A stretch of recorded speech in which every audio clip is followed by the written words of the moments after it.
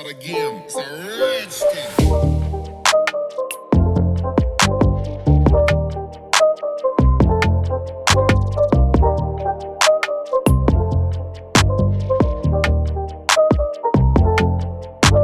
अस्सलाम वालेकुम guys, welcome back to my channel. तो कैसे हैं आप सब?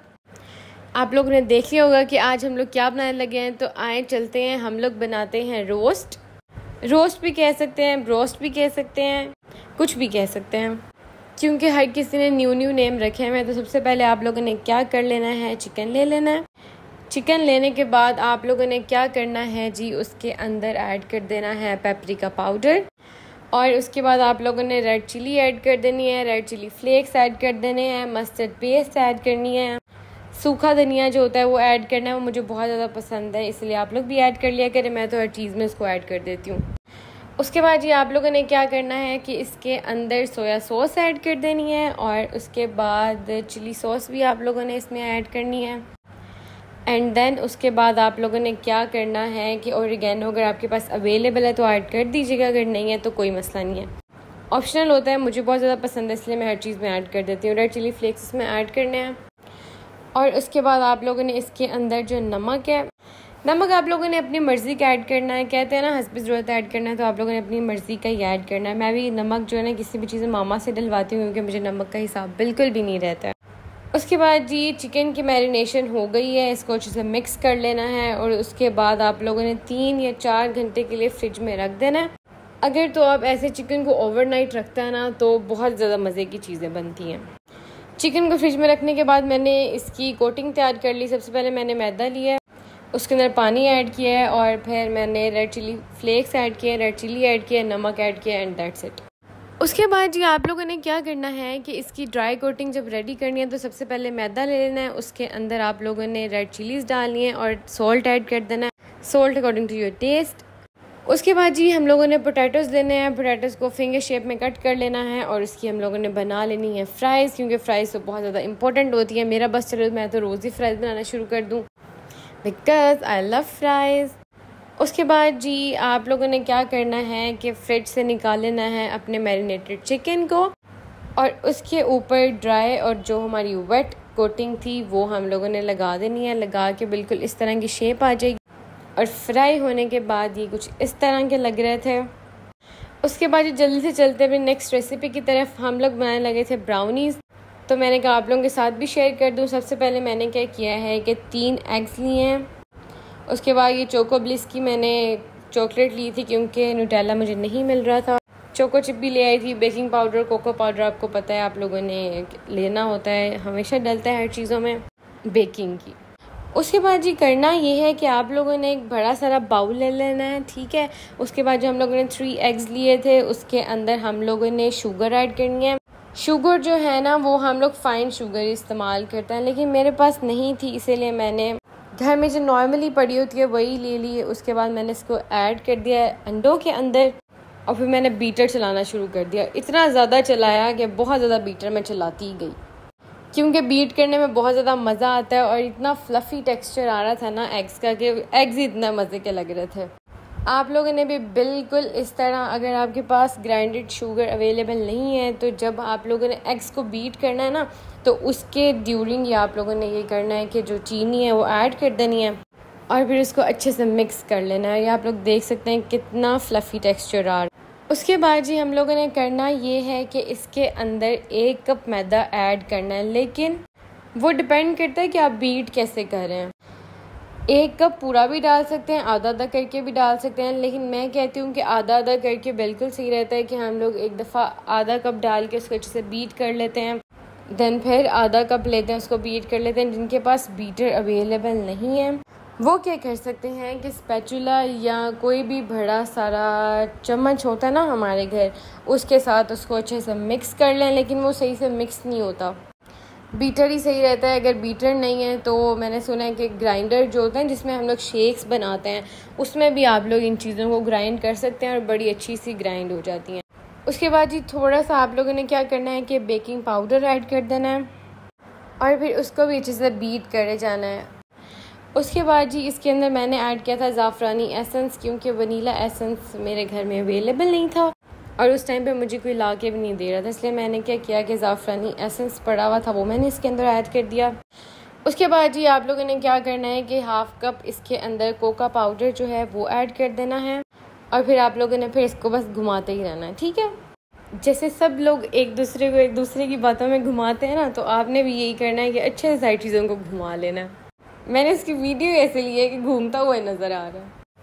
उसके बाद जी आप लोग देख सकते हैं कि कितना क्रीमी इसका टेक्सचर जो है वो आ रहा है और कितनी कंसिस्टेंसी इसकी मेंटेन हो गई है।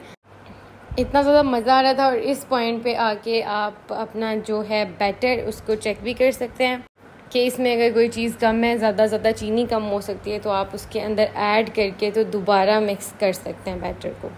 उसके बाद न्यूटेला मेरे पास नहीं था, तो मैंने क्या किया कि चोको ब्लिस में से हल्की सी चम्मच जो है वो चॉकलेट की ली और फिर इसके अंदर ऐड करके उसको अच्छे से मिक्स करना शुरू हो गई। कंसिस्टेंसी देख के आप लोगों को पता चल जाएगा कि आप लोगों का जो बैटर है वो रेडी हो चुका है। इसलिए जो साइड्स पे लगा होगा उसको भी मैं अंदर लाने की कोशिश कर रही थी बैटर के, कि सारा एक दफ़ा अच्छे से मेंटेन हो जाए और साइड्स भी साफ़ हो जाए और मेरा जो बैटर है वो भी अच्छे तरीके से बन जाए। थोड़ी सी मुश्किल हो रही थी, एक मैं वीडियो भी बना रही थी और साथ साथ मिक्स भी कर रही थी, इसलिए हिलती हुई थी आप लोगों को वीडियो नज़र आ रही है। और ये है जी ब्राउनीज़ की फ़ाइनल शेप। इसको मैंने बेकिंग ओवन में रख दिया था और ऊपर निशान आप लोगों को इससे नज़र आ रहे हैं क्योंकि मैं फोक मार के इसको चेक कर रही थी कि अंदर तक ये पक चुका है कि नहीं। उसके बाद आप लोगों ने क्या करना है कि चोको ब्लिस लेनी है, उसके ऊपर से इसको ऐसे मेल्ट करना शुरू हो जाना है हम लोगों ने। और हल्का सा जब हम मिल्क ऐड कर देते हैं तो उसका डार्क चॉकलेट की तरह का कलर आ जाता है। ये है जी इसकी फ़ाइनल लुक और आप देख सकते हैं कितना प्यारा लग रहा है। आप लोग इसको अपने हिसाब से कट कर सकते हैं, अगर तो आपके पास शेप्स अवेलेबल हैं तो शेप्स के अकॉर्डिंग कट कर सकते हैं। लेकिन मैंने तो क्या किया था कि नाइफ़ के साथ ही सुकून से इसको कट कर दिया था। उसके बाद चोको चिप्स जो है मैंने इसके ऊपर स्प्रिंकल कर दिए थे। अच्छा जी, उसके बाद मामा ने साथ बनाए थे चिकन वाले राइस, तो मैंने कहा चलो उसकी वीडियो भी ऐड कर देती हूँ। खाना वगैरह बनाने के बाद मैं चली गई ATM, मुझे कुछ पैसे चाहिए थे। वो लेके आने के बाद हम लोग चले गए हैं, मैं मामा और हाइसम मार्केट। यूनिफॉर्म हाउस देख के आप लोगों को पता चल ही गया होगा कि हम लोग जा रहे हैं हाइसम की यूनिफॉर्म लेने के लिए। मैंने भी पढ़ लिया है, आपी ने भी पढ़ लिया है। जहाँ ज़ेब भी अब कॉलेज में हो चुका है, वो भी अपनी कोर्स वाली डिग्री कर रहा है। और अब बारी है हाइसम की। अब हमारा सबसे छोटा जो भाई है उसकी कॉलेज जाने की उम्र हो चुकी है, तो यहाँ पे हम लोग उसकी यूनिफॉर्म लेने गए थे। उसने पंजाब कॉलेज में एडमिशन लिया है। पंजाब कॉलेज जो हमारा पेरेंट कॉलेज बन चुका है। आप ही भी वहीं से पढ़ी हैं, मैं भी वहीं से पढ़ी हूँ, जैसी भी वहाँ से पढ़ा है। अब हाइसम भी उधर ही जा रहा है। उसने कहा मैं क्यों किसी और कॉलेज जाऊँ, मैं भी पंजाब कॉलेज ही जाऊँगा। हालांकि हमारी स्कूलिंग DPS की है, तो मामा इसको कह रही थी कि तुम DPS ही रहो, DPS अच्छा कॉलेज है, स्कूल आप लोग पढ़े, आप लोगों को पता है, सारे फ्रेंड्स हैं ये वो। लेकिन कह रहा था कि नहीं मैंने पंजाब कॉलेज ही जाना है, तो उसके लिए हम लोग यूनिफॉर्म लेने गए हुए थे।